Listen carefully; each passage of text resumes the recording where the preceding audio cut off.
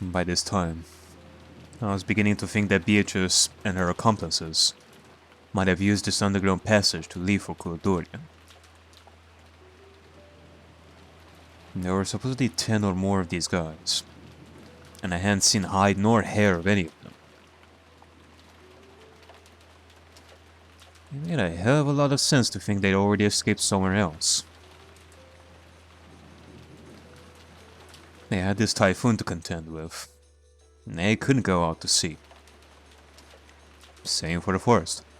There was no way they could traverse such a deep, uncultivated forest on foot. In that case, there was only one place for them to go. The mysterious hidden mansion, Kurodorian. The secret underground passage at the bottom of the well. By this time, I had entirely lost my fear of being killed if I happened to come across the enemy. Screwing with me like this. This time I'll march into your mansion. The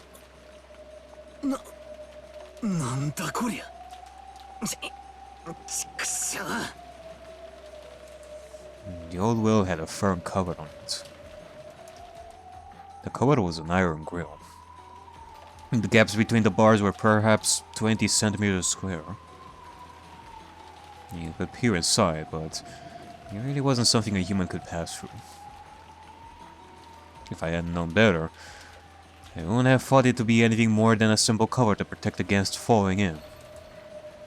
Well, from what Kirie-san had told me, I knew that they had been made to prevent intruders from entering the secret underground passage at the bottom.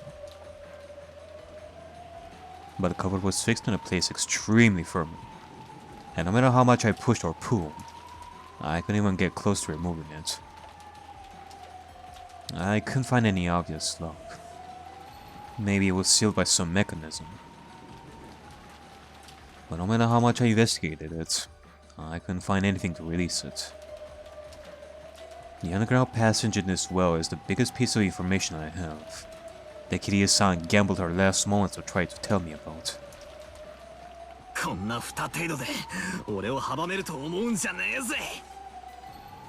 I mean, the idea of it being opened with a mechanism sounds possible.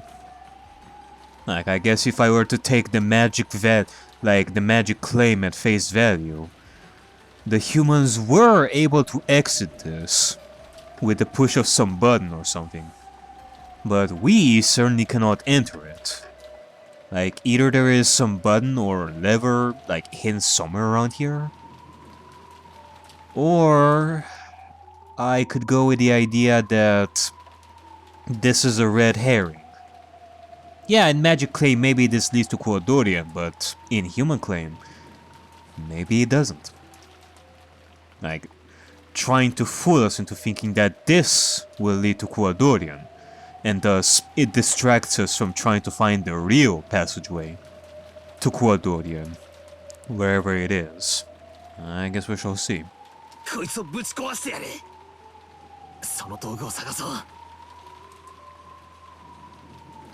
I had an idea of where to get one, because I'd seen the various tools in the gardening shed when we locked Goda-san and Kumasawa-san in there.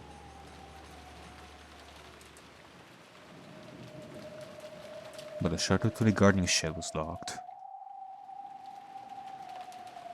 On top of that, the key was with Goda-san, who was inside, dead. In other words, this gardening storehouse was locked room. There was no way to open it from the outside. In that case, I had to break the shutter. I wonder if there's a tool for that somewhere. I kinda felt like I was going in circles. Then, while searching for that, I learned that the source of the stench that had been permeating the mansion this whole time was the underground boiler room. The boiler room was dimly lit, humid, had a terrible stench. And on top of all that, was incredibly creepy. But there were several large tools there, and I was able to find a fire hatchet and a massive bolt cutter. And grandfather's corpse too. No. Strictly speaking, I should probably say that I found the burned corpse of a person who was probably grandfather.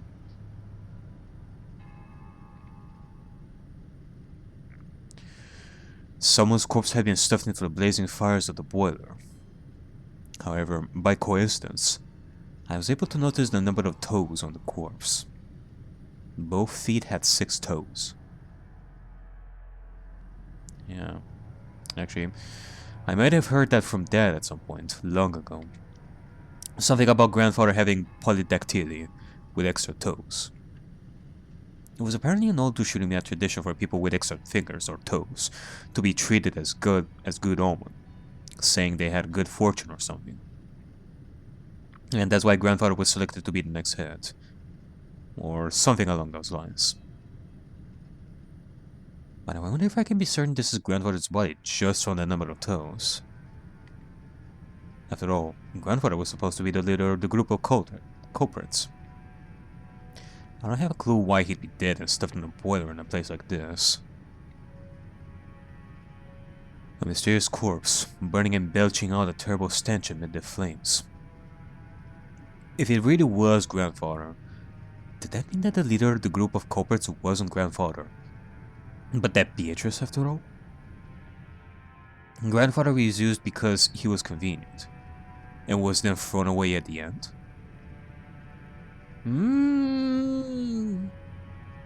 I don't know, maybe we're getting hotter with that. I mean, I'm not saying that just because we are in the boiler room. Unfortunately, it didn't look like I'd been given a chance to hear grandfather's explanation.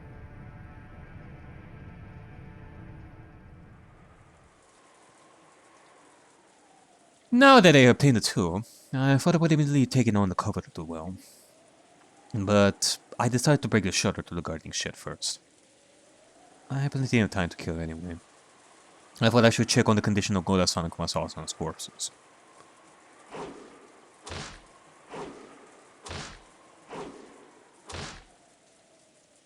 I had the shutter with a hatchet, breaking into it, stuck the bolt cutter into the crack, and scissored it around, opening up a hole. Then, I came face to face with Goda-san and Kumasawa-san's corpses once more. As a result, I learned some new facts. First, they did not die by being hanged. Their feet were solely on the floor, and both their foreheads showed signs that they had been shot with a gun. When I thought about what a normal noose was like, the ropes seemed considerably on the long side. On top of that, the length was different on each to match the height of each person. In other words, the lengths had been adjusted so that both Goda-san, who was tall, and Kumasawa-san, who was short, had their feet solely but barely on the ground. Also, while the ropes carried both their weights as their heads lolled, both of them had some slack below their knees.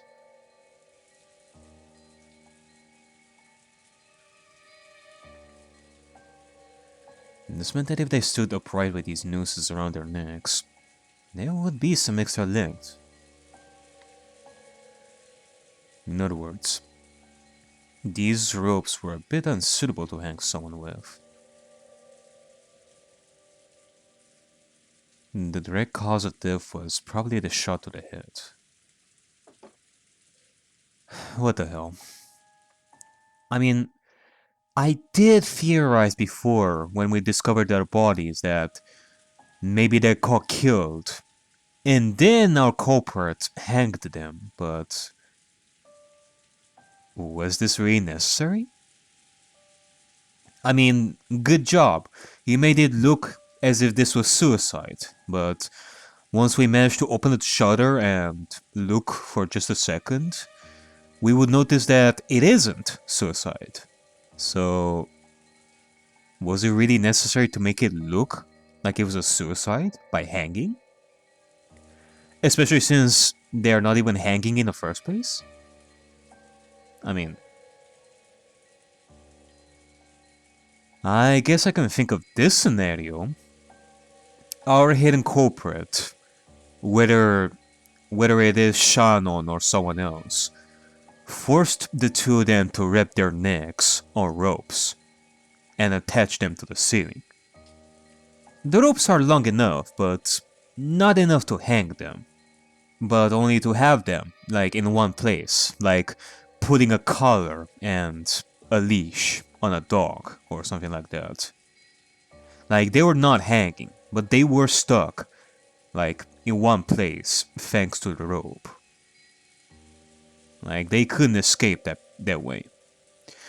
And then after a while, they both got shot, like right there. Like some form of execution of sorts. But still, why make it look like this? Couldn't you have just tied their hands and feet, like to some metal pipe or something? Why have them tied up like this?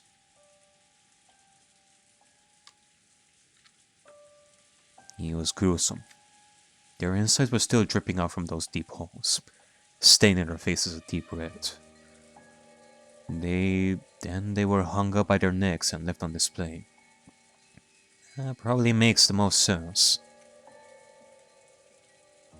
If they were shot with a gun, they would probably have been lying down on the floor.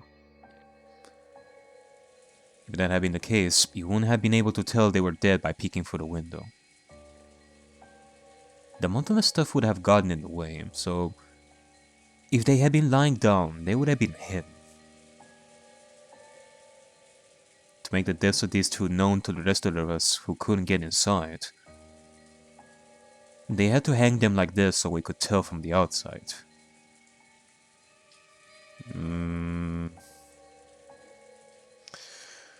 Okay, sounds like a fair explanation, I guess. Combine that with my theory of them being tied in one place and then shot. Combined with that, it does make sense. But I guess I also have to ask this. I also have to question this. If it's Shannon, how did she manage to tie Kumasawa and Gora down? I assume that both of them were at gunpoint, so she couldn't tie both of their necks at the same time. So either Shannon shot them to death and then hanged them with a rope, or Shannon was with someone else, like an accomplice, like say Maria or Kanon. And while one of them had Kumasawa and Goda at gunpoint, the other was busy wrapping ropes around their necks and tying them to the ceiling. Was this to get back at us for thinking that the two of them would surely be safe if we left the key with them?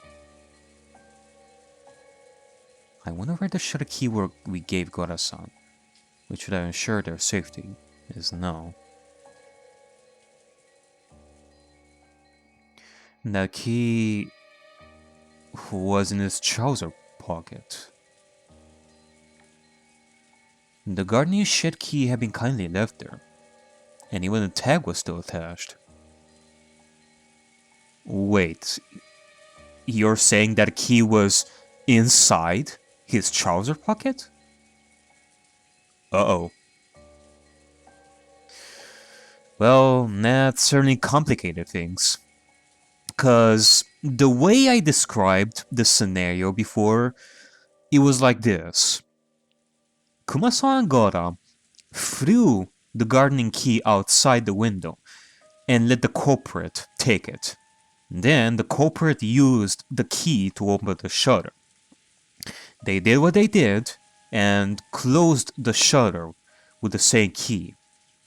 And either the culprit took the key with them, or the culprit threw the key back through the window.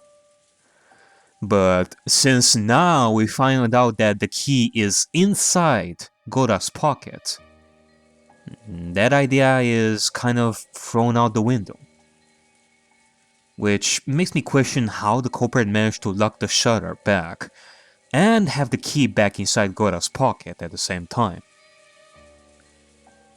Unless maybe our culprit was hiding inside the storage warehouse, like long before Gora and Kumasawa got locked there. Nah, hold on a second. Like, I am thinking of something here. Like, there are two possibilities. Either our culprit was here before Kumasawa and Gora got themselves locked, and is still here as we speak. Like, if I were to search this room, I'm gonna find somebody who's hiding, which I'm having my serious doubts here, because we've seen Beatrice outside the mansion. I mean, hello. Which makes me think that maybe there is still an accomplice here hiding in that aspect, but I don't know. Or the second possibility would be that our culprit managed to get inside here and exit through a hidden passageway without having to ever open the shutter at all. I mean, that kind of idea would probably be thrown out the window by Beatrice because of her red shoes. But, I mean, until then, it still stands that this is a possibility. And, hold on a second, and not only does this help me with my theory in this game, but it can also help me with the first Twilight in the first game. Cause remember, we locked the shutter after we found the 6 dead bodies. Like, there was no way for the culprit to escape that place if they were there. So, if it's Shannon, if she was still alive and she was faking her death, she could just exit the storage warehouse through some hidden passageway and kill the rest of the family in the shadows. Spicy. Quite spicy indeed. That, or there is a second gardening key somewhere, and an accomplice opened the shutter. I mean, as simple as that. I mean, has it ever been stated in red that there is only one gardening key to this place? I mean, I don't think so. Maybe. Like, all sorts of possibilities here. In other words, the gardening storehouse was a locked room after all. And that gave it rise to another question. Because this hanging was inexplicable. If they didn't commit suicide, then the nooses were set up by the culprit. It might have been possible to shoot them through the window. But I really cannot imagine that someone could have tied 2 ropes to the beam from the outside. And on top of that, they would have had to lift up the heavy corpses. There's just no way. In other words, to do all this, they would have had to go inside. But the key was in Gora-san's pocket, and the shutter was still locked. In other words, the gardening storehouse was a locked room. Gora-san had said that there was only one key for the shutter. But is it possible that there was a copy, and that the culprit was in possession of it? Could be. If we are allowed to theorize that there were actually multiple gardening storehouse keys, and that Gora-san just didn't know about them, then this isn't even close to a locked room.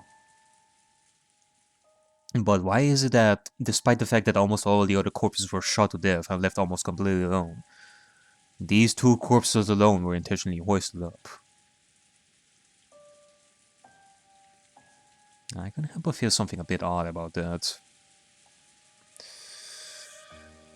Yeah, I'm definitely gonna have to think about that a little bit more. Assuming that the mystery corpse in the boiler was grandfather, the deaths of 16 people had now been confirmed. There were 18 people in this island. There's me, and 16 corpses. Kanon-kun's corpse was the only one I hadn't been able to confirm yet.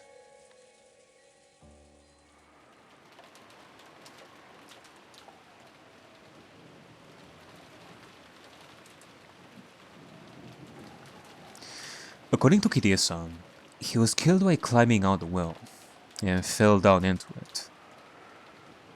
So with the well closed up like this, it was impossible to check. I tried shining a flashlight through the bars, down into the darkness in the depths of the well. But it seemed that the jet black darkness had no intention of showing me its innermost depths with this inadequate light. And it looked like I had to break the bars after all. Using the hatchets and things I dragged out of the boiler room and the gardening sheds, I tried breaking the cover of the well.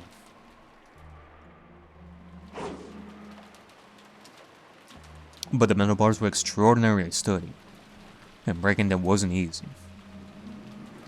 I hit them with the hatchet over and over, until my hands started feeling weird, and eventually gave up on breaking them.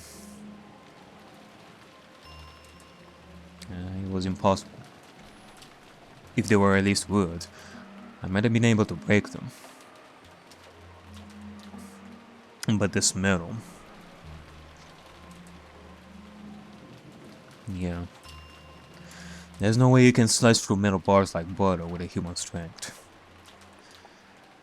Damn it. I cannot even begin to understand that story about how Kanon can cut through the metal bars.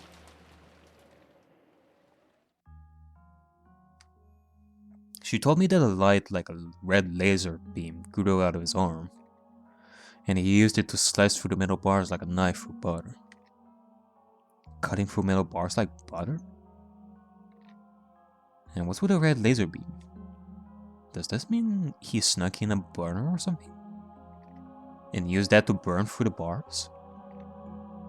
Still, just what kind of laser could cut through metal bars like butter?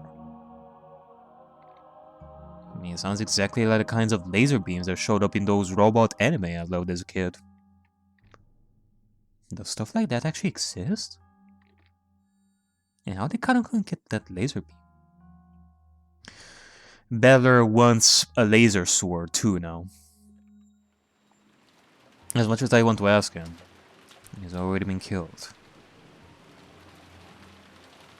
Plus, even his corpse is now at the bottom of the well, beyond this cover. If Kanon could manage to slice through those metal bars, I'm sure he could handle this metal cover in a single swing. Yeah, it kind of feels like the locked room just now, with Goda-san locked inside the gardening storehouse holding the key. Only one person can open the door, but they're locked inside. If only I had that power of Kanon-kun's, I could do something about this code myself.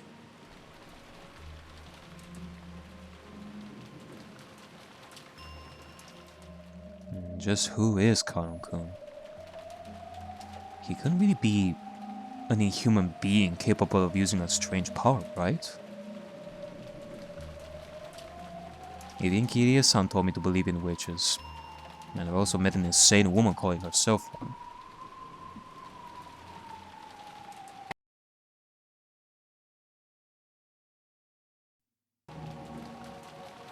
Could Kanon-kun possibly be a human on the witch side?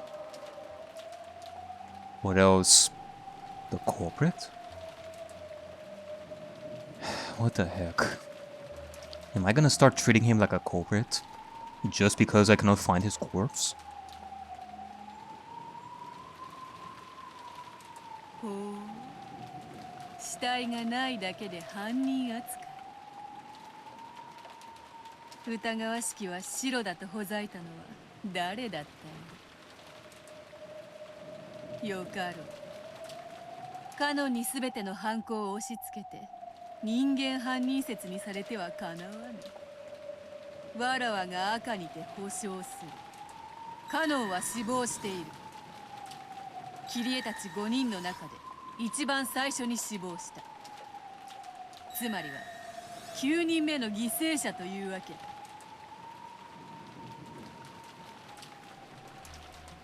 死体がない以上、カノン君が死亡しているとは断言できない。I mean, it is as I said before, Beatrice. Just because you say that Kanon is dead, it doesn't mean that the person that holds the name of Kanon is also dead.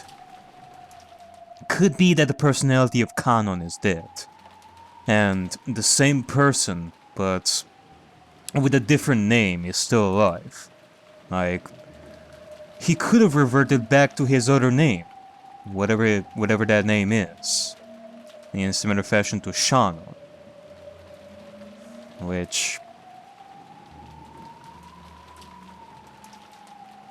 Actually, now that I'm thinking about it, how come we've never learned what his other name was? I mean, yeah, in the context of the story, Jessica tried her damnedest to learn what his name was. And he was this close to telling us what his other name was back in Game 2, when he was going to die together with Jessica. Him revealing his name would be like the sign of him no longer considering himself furniture, but a human in that case. Like, Kanon is his name as a furniture, and his other name would be considered his human name. Same thing with Shannon, in that sense, I guess. And the fact that we haven't learned his name yet would probably mean that he still hasn't fully accepted his human side, that he is not furniture.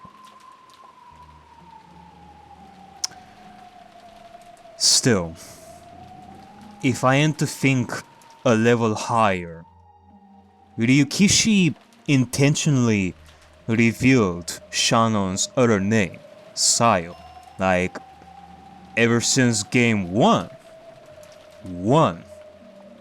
And yet, we never learned Kanon's other name. Like, is it really an analogy to discovering your human side?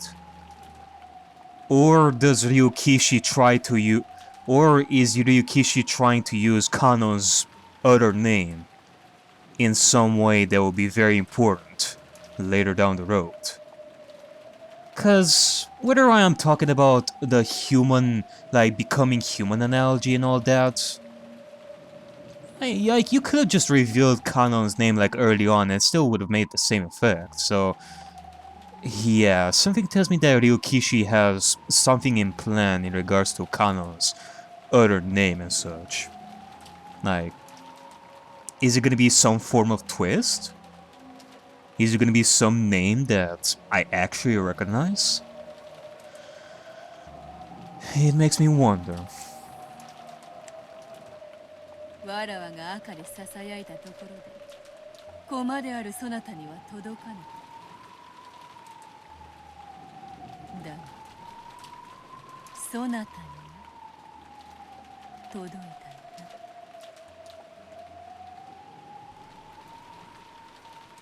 I mean, I guess I can think of at least one possibility.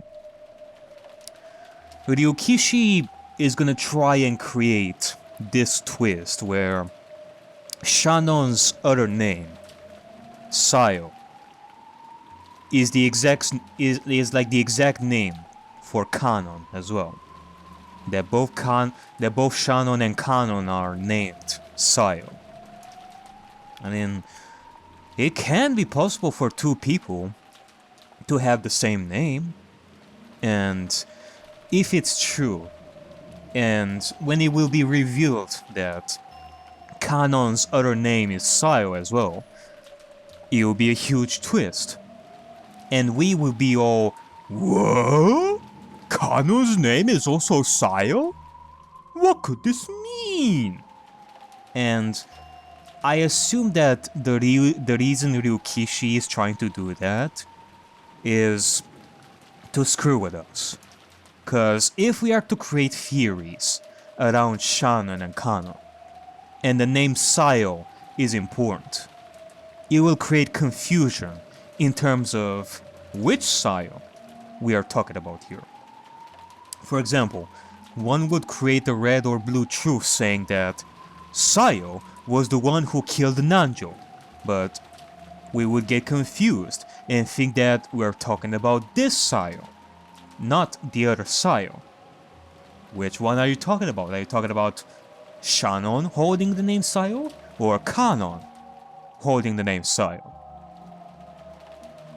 That either we will confuse the culprit as Shannon or Kanon, because they both have the same name. I mean, I guess I can see that happening. In which case, we would go with having them be called Sayo number 1 and Sayo number 2.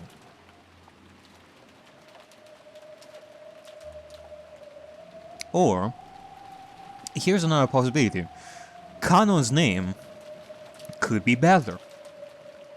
That he is the second Ushiromiya Battler that I theorized about before. Like when we talked about our Battler being Rudo's son. Kanon, a.k.a. the second Battler, is born from Ushiromiya Asumo. He was born from Ushiromiya Asumo. Like, Asumo is Kanon's biological mother. Whereas for Battler, it could either be Kirie or somebody else. Like, that can also be a twist. So either we're going with the twist that Kanon's other name was Sayo, or it could be Battler. He could be either one of those.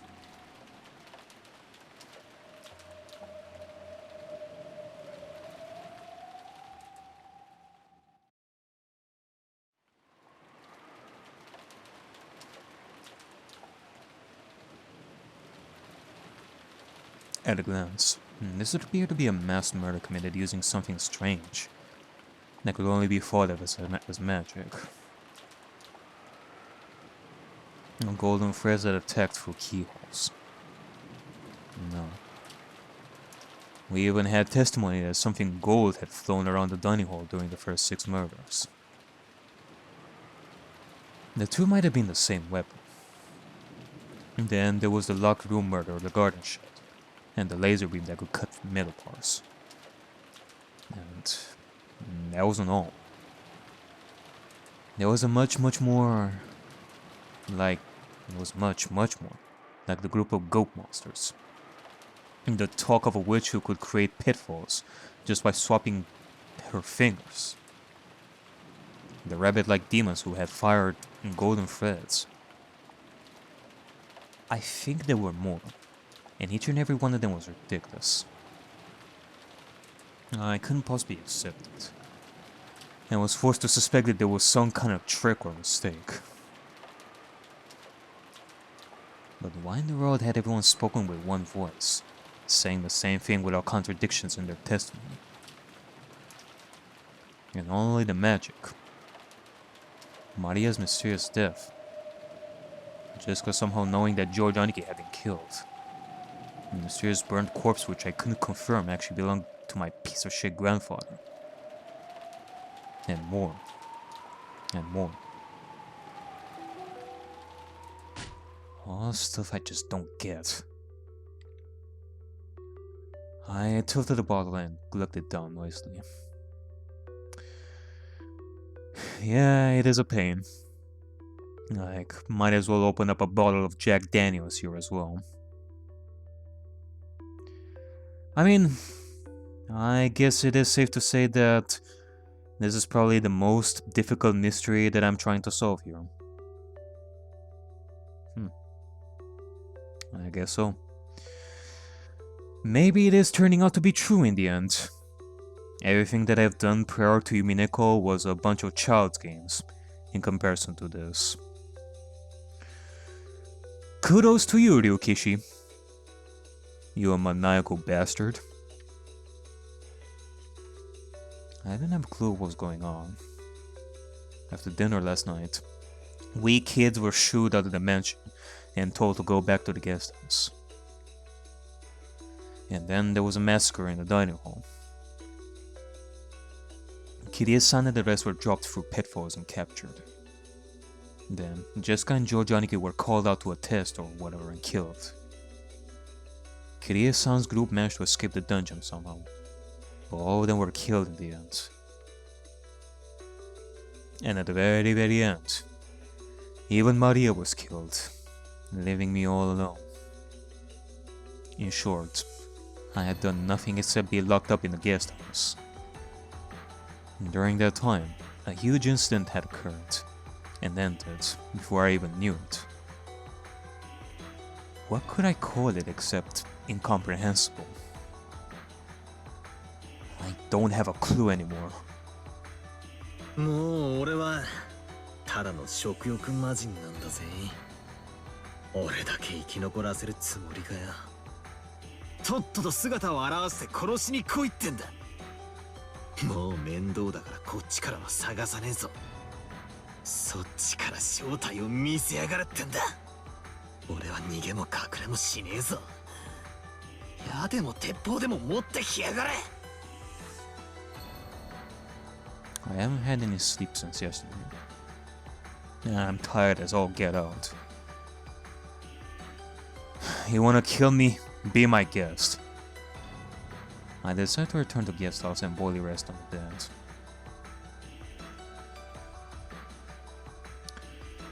As I exited the kitchen and passed through the lobby, that portrait of the witch came into view. For how long have I seen this portrait? Feels like an eternity at this point. Like, the first time we've seen Beatrice was like right here. And this is also where we are now. We began and ended in the same spot. How poetic. It's like poetry in motion.